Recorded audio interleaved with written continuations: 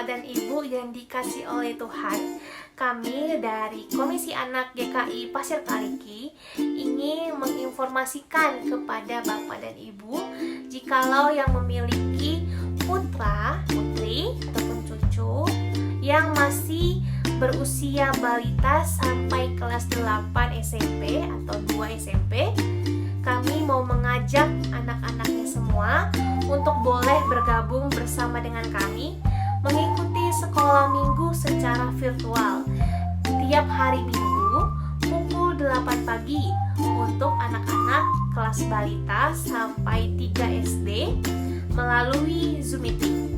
Lalu dilanjutkan lagi pukul 9 lebih 15 menit untuk anak-anak kelas 4 sampai 6 SD dan juga masih dilaksanakan melalui Zoom meeting. Pada pukul 10 pagi akan diadakan kebaktian tunas remaja untuk anak-anak 7 SMP sampai 8 SMP dan juga dilaksanakan secara virtual melalui Zoom meeting. Mari kita ajak putra atau putri, cucu untuk dapat berjumpa dalam kasih Tuhan bersama-sama di rumah Tuhan. Terima kasih, selamat beribadah. Sudah hampir Natal lagi. Teman-teman, ayo kita buat video persembahan Natal. Mau bernyanyi? Boleh. Mau bermusik? Boleh. Mau menggambar? Boleh. Mau membuat puisi? Atau membuat hiasan pohon Natal? Atau membuat yang lainnya juga boleh. Jangan lupa posisi kamera landscape dan video selama 1 menit. Ayo segera buat. Selamat berkarya.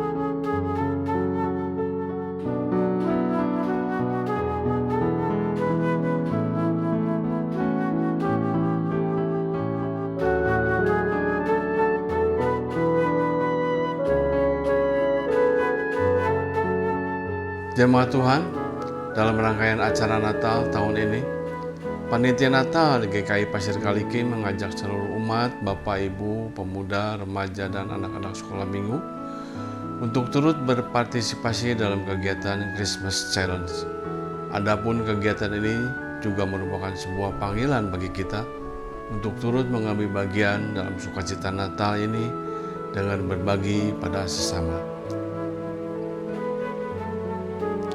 Bagi Bapak Ibu yang terpanggil untuk turut mengambil bagian dalam kegiatan ini, dapat menyalurkan bantuan melalui rekening GKI Pasir Kaliki dengan cara mentransfer dengan menambahkan nilai 25 di akhir transfer. Natal adalah memberi, Natal adalah berbagi. Mari kita rayakan sukacita kelahiran Yesus Kristus dalam momen Natal ini dengan berbagi pada sesama. Terima kasih. Tuhan Yesus memberkati.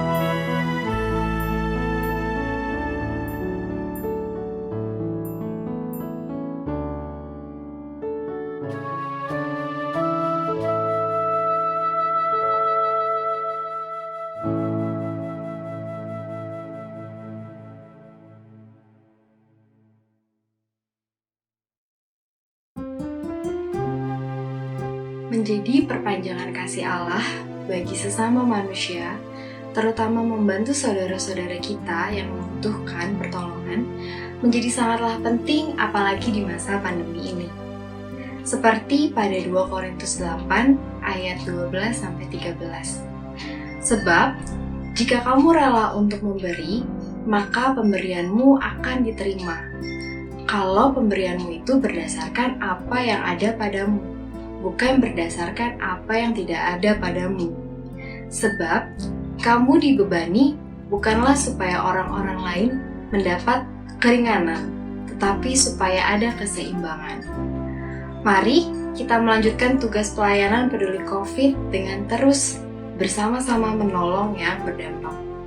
Baik anggota jemaat, simpatisan maupun warga sekitar sesama kita, dengan kita menyisihkan berkat yang Tuhan limpahkan kepada kita dan menyalurkannya dalam persembahan peduli COVID pada rekening GKI Pasir Kaliki dengan keterangan peduli COVID atau dengan menambahkan angka 19 di akhir pada jumlah persembahan kita yang kita berikan. Kiranya Tuhan Yesus memimpin dan memakai kita sebagai perpanjangan kasih Allah kepada saudara-saudara kita yang membutuhkan.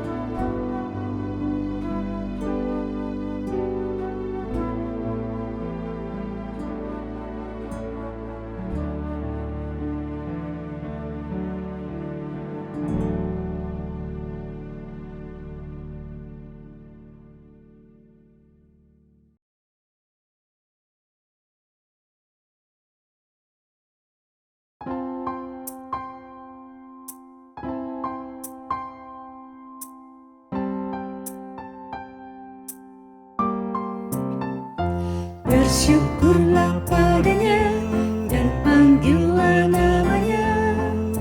Haleluya, haleluya, bersyukurlah padanya dan panggillah namanya. Haleluya, haleluya, sungguh Allah itu keselamatanku. Aku pun percaya dengan Dia gemetar, sebab Dia kekuatan dan mazmur bagiku. Ya sudah menjadi keselamatanku. Maka air akan kau tiba dengan kiranya. Dari mata air keselamatan berkah, dan pada waktunya kau akan berkata, bersyukur padanya, panggil nama Tuhan. Bersyukurlah padanya dan panggillah namanya. Haleluya, haleluya, bersyukurlah padanya dan panggillah namanya. Haleluya, haleluya, mari bersyukur dan panggil nama Tuhan, dan beritakan karyanya di antara bangsa. Masyurkan namanya, tinggikanlah Dia, bermazmur bagi Dia, karena mulia karyanya. Sungguh perbuatannya besar dan mulia. Baiklah seluruh bumi tahu karyanya. Bersorak-sorailah penduduk Sion, sebab di tengahmu Allah Maha Kudus. Bersyukurlah padanya dan panggillah namanya. Haleluya, haleluya, bersyukurlah padanya dan panggillah namanya. Haleluya, haleluya.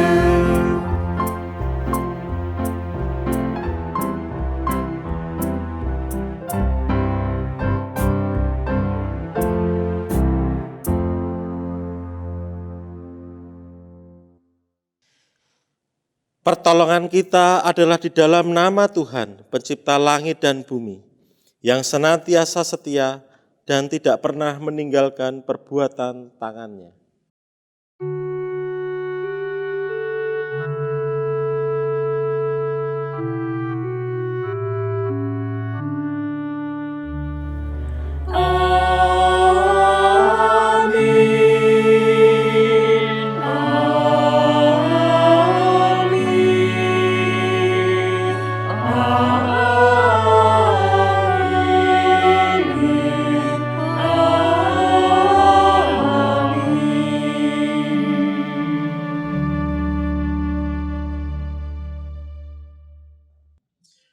Tuhan beserta saudara. Dan beserta saudara juga. Pertobatan yang benar bukan sekedar rentetan kata-kata, bukan sekedar ungkapan kesediaan meninggalkan segala hal yang jahat, juga bukan sekedar menyatakan percaya kepada Tuhan. Pertobatan harus diwujudkan dalam keseharian hidup, kejujuran, keadilan, dan perbuatan baik, kesediaan berbagi dengan sesama, dan sekaligus kerendahan hati. Seperti yang dinyatakan oleh Yohanes Pembaptis dalam kitab Lukas 3 ayat 8a. Jadi hasilkanlah buah-buahan yang sesuai dengan pertobatan. Buah pertobatan yang benar adalah cara terbaik untuk menyambut Kristus dalam kehidupan kita, sekaligus menunjukkan kepada dunia siapa Kristus yang kita percaya.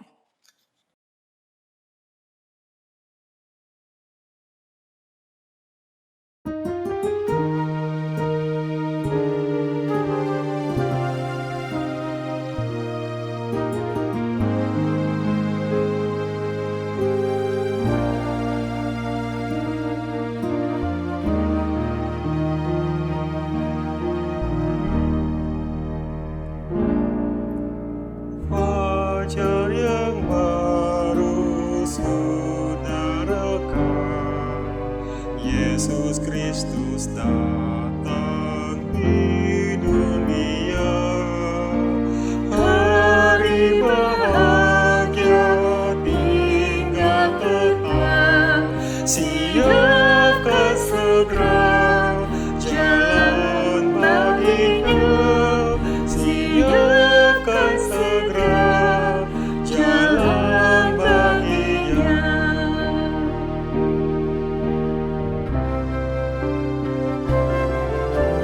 Kabar yang baik nyanyikanlah, Yesus Kristus datang dalam dunia. Suara yang nyaring pun bergema, siapkan segera jalan baginya. Siapkan segera jalan baginya.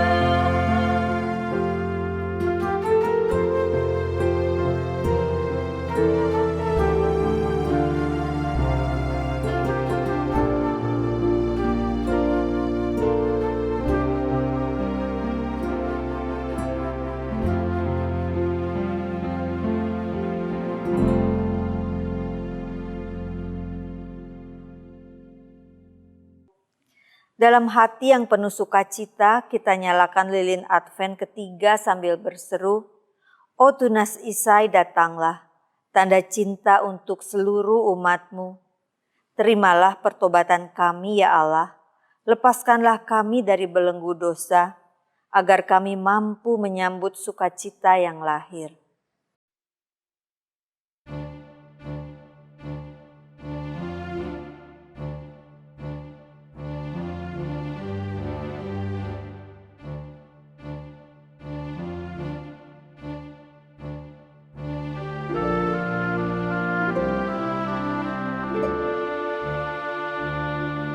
Oh datang tunas Isai, patahkan belenggu pedih, dan umat-Mu lepaskanlah dari lembah sengsaranya.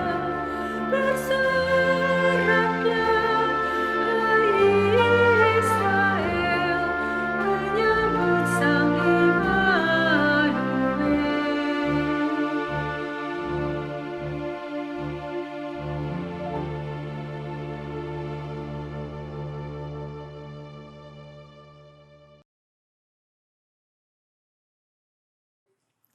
Saudara, bila kita jujur melihat perjalanan kita di minggu yang baru kita lewati, kita harus mengakui bahwa tidak selalu berhasil menunjukkan pertobatan itu. Marilah kita mengambil waktu sejenak untuk mengakui dosa kita dan menyatakan pertobatan kita di hadapan Tuhan.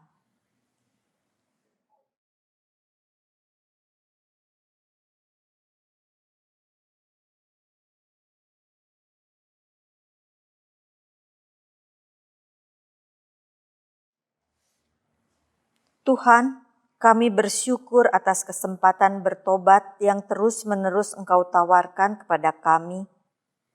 Kami pun berusaha dengan sungguh-sungguh untuk menunjukkan buah pertobatan itu dalam kehidupan sehari-hari. Namun kami mengaku tidak selalu kami berhasil. Di sana-sini kami terkadang hidup tidak jujur, berlaku tidak adil, berbuat jahat kepada sesama, enggan berbagi kepada mereka yang memerlukan. Kami gagal menyaksikan Kristus yang kami percaya, bahkan kami menjadi batu sandungan bagi sesama yang rindu berjumpa dengan Kristus. Bapa yang penuh kasih, ampunilah kami orang yang berdosa ini. Di dalam nama Tuhan Yesus kami memohon. Amin.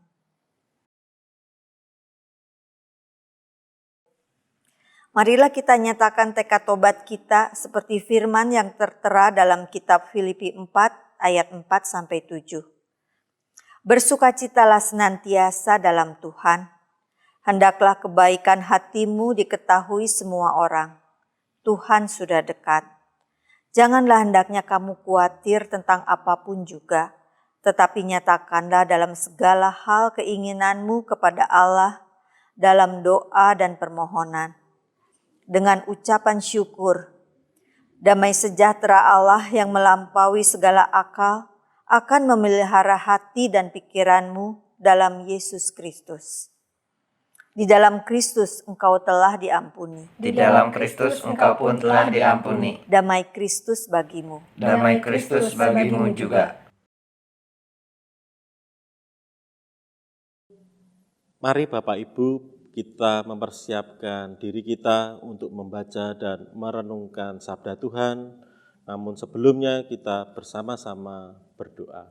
Mari kita berdoa. Bapa di surga, pada saat ini Tuhan, kami mau membaca dan merenungkan sabda-Mu, dan kami berharap firman Tuhan yang kami baca dan renungkan ini boleh menolong kami, menuntun kami, mengingatkan kami akan hidup kami sebagai orang Kristen. Kami berharap Tuhan yang memimpin melalui Roh Kudus untuk menguasai kami saat ini, dan kami serahkan jalannya pemberitaan firman ini hanya di dalam nama Tuhan kami, Yesus Kristus. Amin.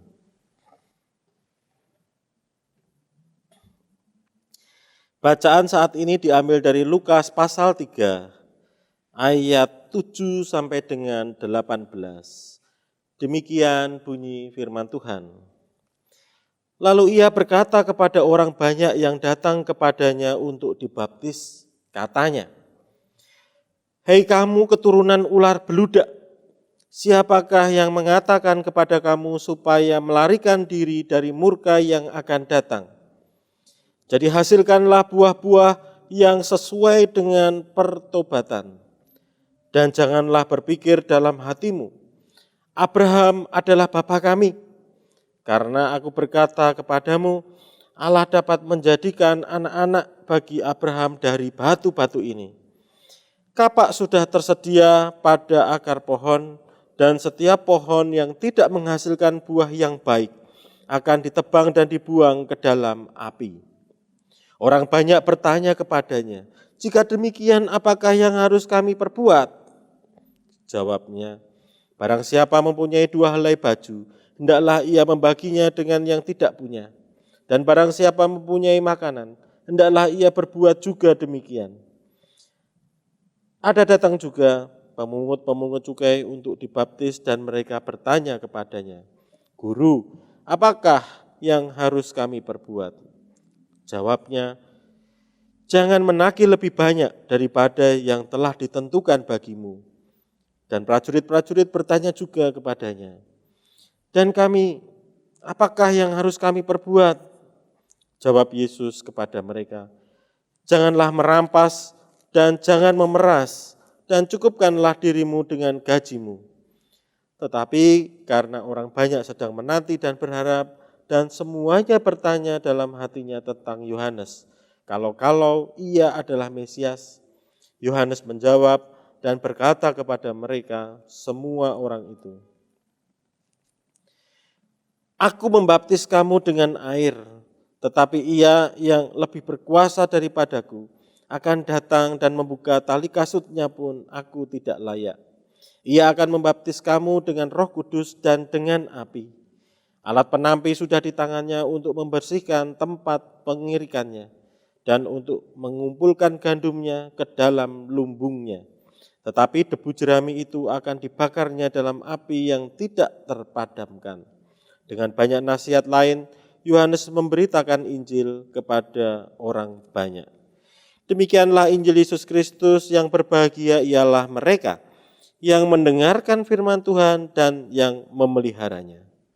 Maranatha.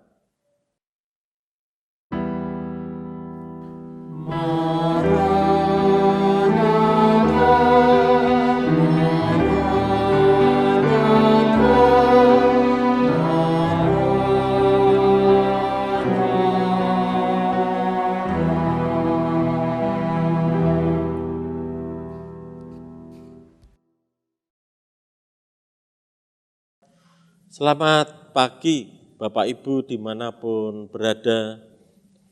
Saat ini kita diajak bersama-sama memasuki minggu ketiga dengan merenungkan tentang spiritualitas pertobatan dan kebaikan hati. Spiritualitas pertobatan ini paling tidak kalau sungguh-sungguh dilakukan, setidaknya mengubah sikap etis seseorang, mengubah pandangan dari yang buruk menjadi hal yang baik. Di dalam Injil Lukas yang kita baca saat ini, kita melihat bagaimana Yohanes Pembaptis yang melakukan ajakan, melakukan pemberitaan firman sedemikian luar biasa. Sehingga orang banyak yang hadir pada saat itu, mereka mau bertobat dan bahkan mengubah hidup mereka. Kita bisa melihat bagaimana orang-orang kemudian bertanya, bagaimana caranya, lalu diajak untuk berbagi, baik dalam bentuk makanan, dalam bentuk pakaian, juga para pemungut cukai yang kemudian mau untuk mengubah cara-cara mereka, paling tidak melalui pertanyaan yang diajukan oleh mereka kepada Yohanes Pembaptis. Tidak lagi untuk mengambil lebih dari yang seharusnya. Dan juga para prajurit yang kemudian tidak boleh memeras dan mencukupkan dengan apa yang mereka peroleh melalui gajinya. Pertobatan yang demikian tentu akan mendatangkan rasa syukur dan kita kemudian bisa jadi kemudian terpesona karena melihat apa yang sedang dikerjakan oleh Yohanes Pembaptis.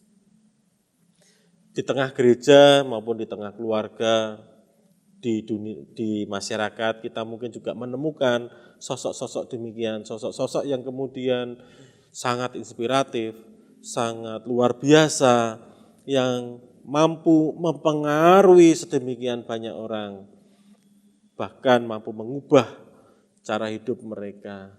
Tetapi di dalam teks ini kita mau diingatkan juga supaya kita tidak boleh terpesona yang salah, yang kemudian mengkultuskan pribadi itu, seseorang itu masuk dalam cara pandang yang salah. Nah, kekhawatiran demikian juga dialami oleh Yohanes Pembaptis. Ketika orang-orang kemudian bertanya-tanya dan juga berharap bahwa Yohanes Pembaptis ini adalah sosok Mesias. Di sana Yohanes Pembaptis kemudian menjelaskan bahwa dirinya bukan Mesias itu. Ada yang lebih berkuasa dari dirinya dan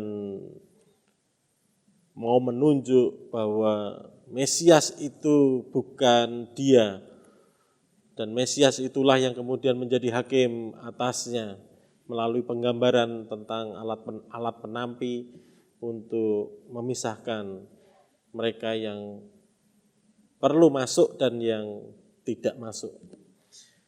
Nah, di dalam teks hari ini kita diingatkan untuk terus mau berbuat baik juga. Pertobatan itu harus diikuti dengan kebaikan hati yang dikerjakan. Di masa ini, di minggu Advent ketiga yang biasa disebut dengan Minggu Sukacita, kita diharapkan juga untuk berbagi sukacita dengan apa yang kita miliki untuk orang-orang di sekitar kita, supaya sukacita itu juga mereka rasakan. Tidak harus dalam bentuk materi, tidak harus dalam bentuk apa yang menjadi pemikiran kita, tetapi berbagi itu selalu dari apa yang kita punya. Kalau saudara-saudara memiliki perhatian, berikanlah perhatian itu kepada orang-orang yang perlu diperhatikan. Kalau saudara-saudara memiliki waktu, maka bagikanlah waktu yang saudara miliki ini untuk tempat-tempat atau orang-orang yang membutuhkan kehadiran saudara. Ataupun kalau saudara-saudara memiliki baju, mungkin ada yang kita kenal tidak memiliki baju, ya silakan. Tetapi tidak harus itu membuat saudara-saudara tertekan. Karena itu semua dilakukan bukan karena tekanan, tetapi karena ungkapan syukur kepada Tuhan. Salah satu cerita yang ingin saya bagikan saat ini, satu cerita saja, bukan salah satu, tentang dokter yang hidup di masa sebelum Perang Dunia Kedua. Namanya Dr.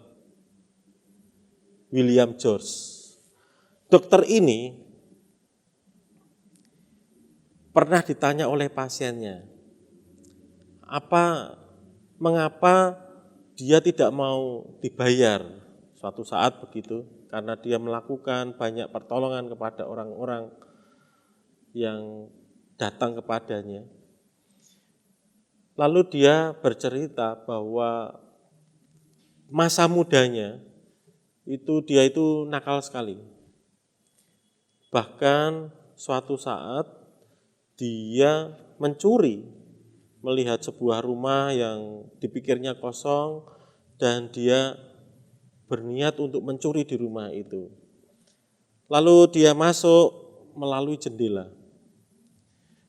Dan di dalamnya ternyata ada putri sang pemilik rumah yang keadaannya buta. Lalu di sana ada dialog karena si anak pemilik rumah ini menyadari kehadirannya tetapi tidak tahu siapa dia gitu. Kemudian dipikirnya orang itu adalah teman ayahnya. Di dalam dialog itu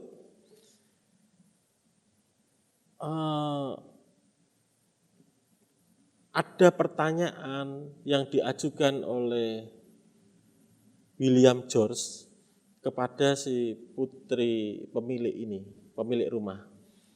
Apa yang paling dia inginkan? Lalu jawabannya itu mengejutkan. Karena yang paling dia inginkan adalah melihat matahari yang bersinar. Dan itu membuat William George itu terkejut sekaligus kemudian mampu mengubah apa yang ia lakukan. Awalnya dia berniat mencuri, tetapi karena mendengar di dalam dialog itu dia mendengar banyak hal baik dan kemudian dia pergi meninggalkan rumah itu, tidak jadi mencuri dan meninggalkan secarik kertas kepada pemilik rumah yang isinya bahwa dia memiliki anak yang luar biasa. Sejak saat itu dia kemudian sekolah, lalu masuk jurusan dokter dan menjadi dokter mata. Dan pasien yang pertama yang berusaha ia sembuhkan adalah si putri pemilik rumah. Ini contoh yang simpel, sederhana, di mana dokter itu kemudian melakukan hal itu terus-menerus, melakukan kebaikan-kebaikan yang bisa juga kita lakukan melalui apa yang bisa kita lakukan dengan profesi kita, dengan apa yang kita miliki, kita juga bisa melakukannya. Nah, pertanyaannya, maukah kita kemudian melakukan hal seperti ini melalui apa yang kita miliki, talenta ataupun kemampuan yang kita miliki untuk dibagikan juga untuk orang-orang di sekitar kita yang membutuhkan kita. Di masa Advent ini, saya ingin mengajak Bapak, Ibu, Saudara juga mau berbagi hal lain, khususnya tentang pengampunan, melakukan hal-hal yang baik, menyediakan waktu untuk orang-orang yang membutuhkan perhatian, sehingga kedatangan Kristus itu yang kita nantikan itu sungguh-sungguh membawa sukacita bersama-sama di tengah keluarga. Maupun bisa juga di rekan-rekan pelayanan, dimanapun saudara berada, sukacita itu juga hadir. Kiranya Tuhan Yesus memberkati kita sekalian. Amin.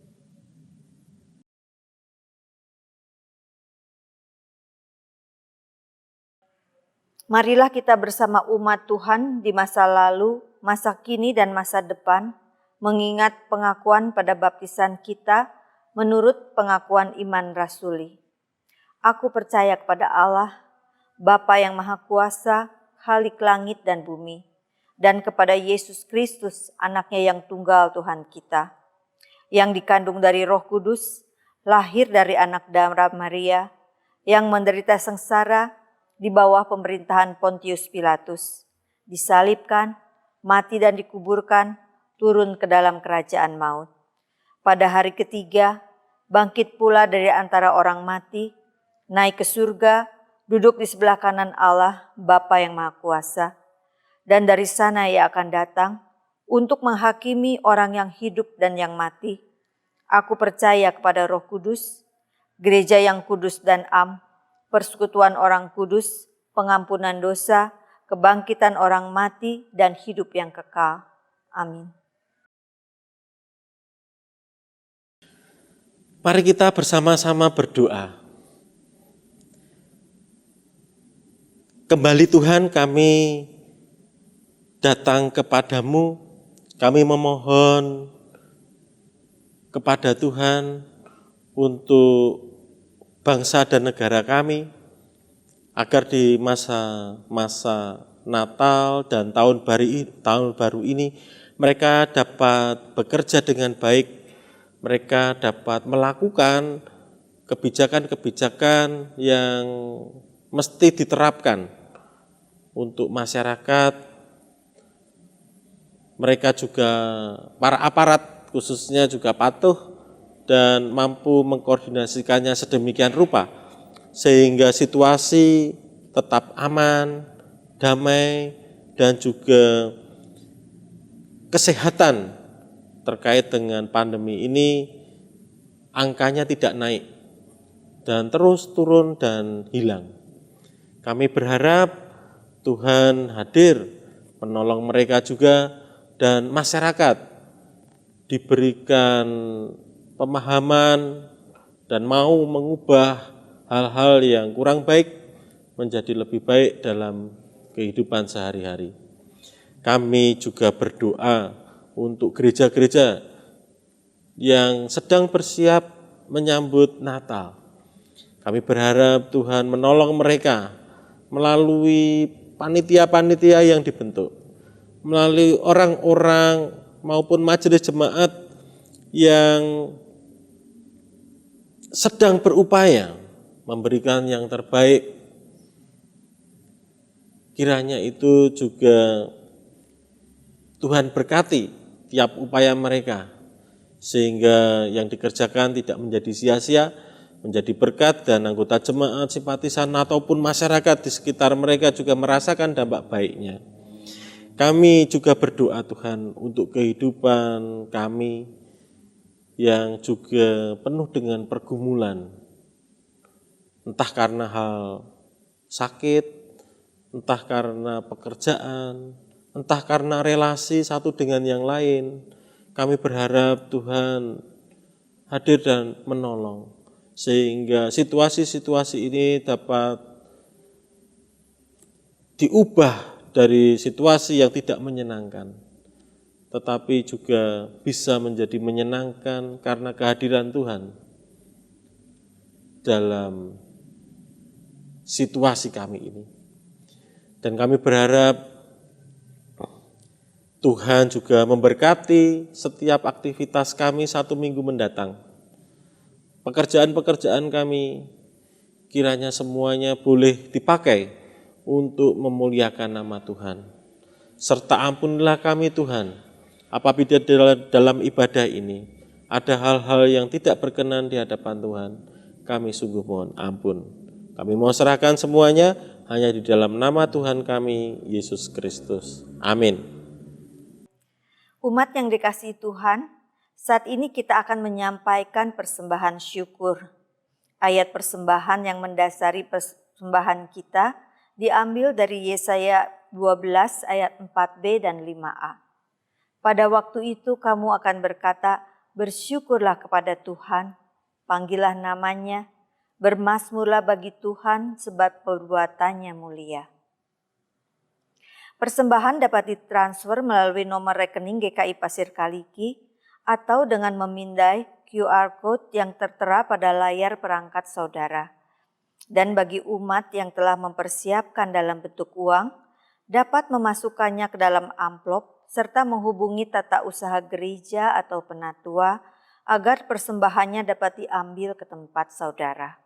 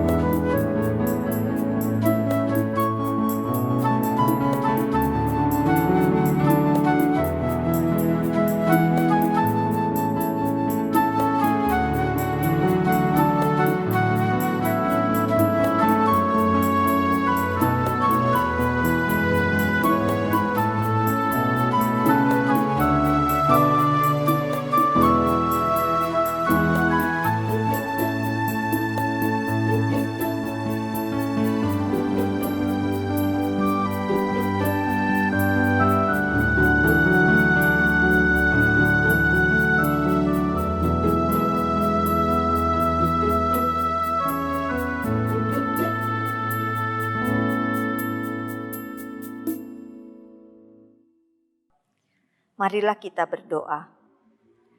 Tuhan, sumber hidup kami, Engkau terus-menerus menunjukkan kebaikan-Mu kepada kami melalui pemenuhan semua yang kami butuhkan dalam hidup ini.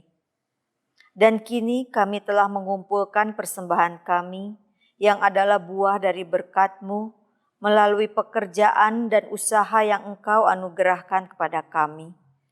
Berkenanlah kiranya Engkau menerima persembahan kami sehingga dapat berdaya guna bagi pelayanan gereja-Mu di dunia ini.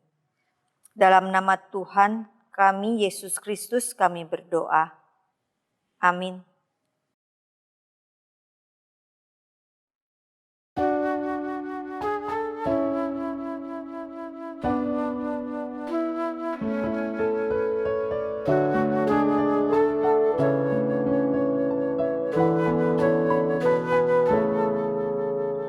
Dalam gelap terang bersinar, Yesus lahir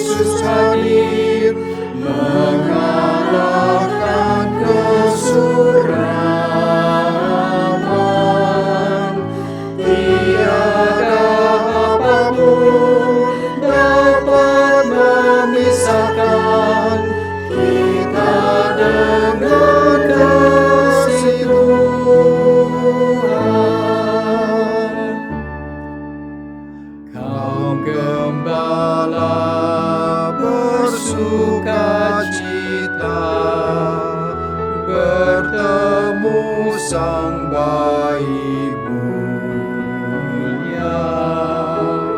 Mari kita temukan Dia dalam iman sederhana. Sukacita lahir karena Yesus hadir mengalahkan kesuraman. Tiada apapun dapat memisahkan kita dengan kasih Tuhan.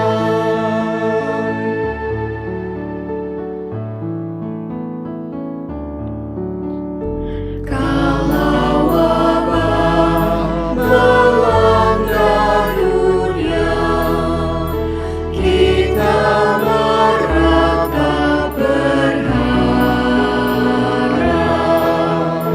bersama Dia Sang Immanuel.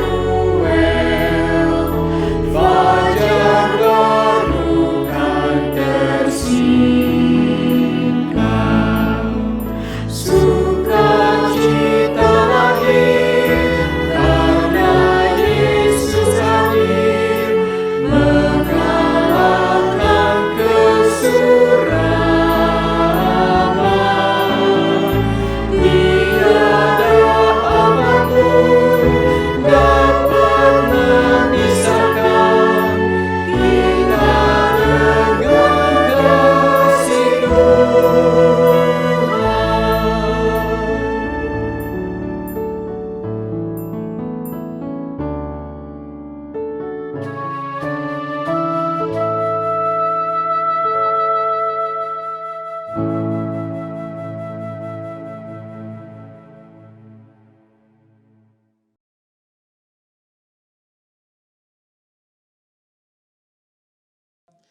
Umat kekasih Tuhan, arahkanlah hatimu kepada Tuhan, serta tetaplah berusaha untuk berbuat baik, berbagi sukacita kepada sesama di tengah dunia yang semakin egois dan gelap ini.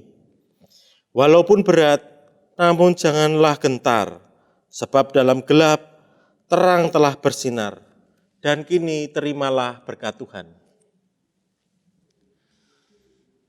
Semoga Allah damai sejahtera menguduskan kamu seluruhnya, dan semoga roh, jiwa, dan tubuhmu terpelihara sempurna dengan tidak bercacat pada kedatangan Yesus Kristus Tuhan kita.